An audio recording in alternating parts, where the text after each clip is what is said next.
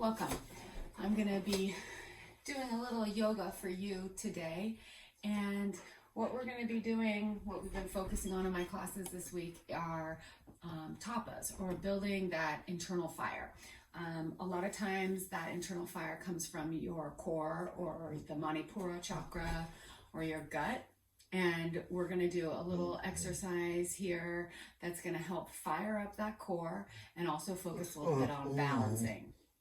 So this can be done anytime that you just want to fire things up, maybe engage with your core, maybe after a run or a walk or any exercise, or just when you've got 5 minutes or so to just get your heart rate up and do a little yoga.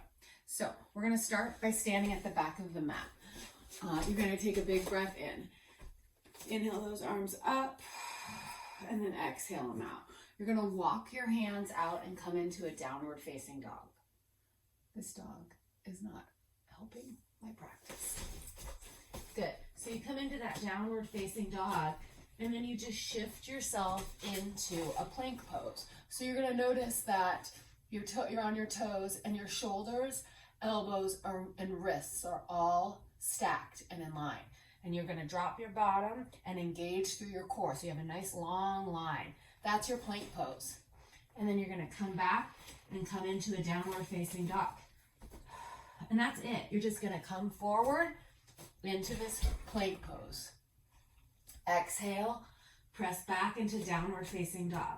So you do that about maybe as long as you want to do it. You could also come down and lift up into the up dog and then back to downward facing dog.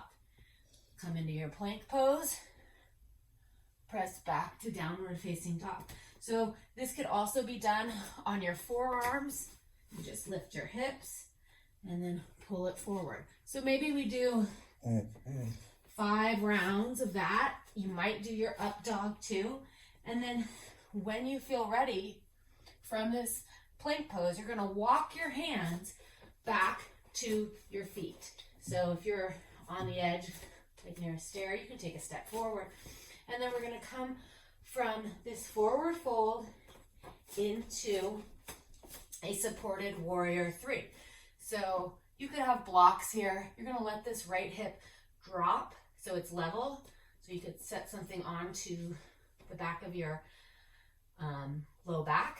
So maybe you stay here, or maybe you come into that extended warrior 3. That's your first step. And then you can bring that right knee in and pull it in. Give it a little squeeze.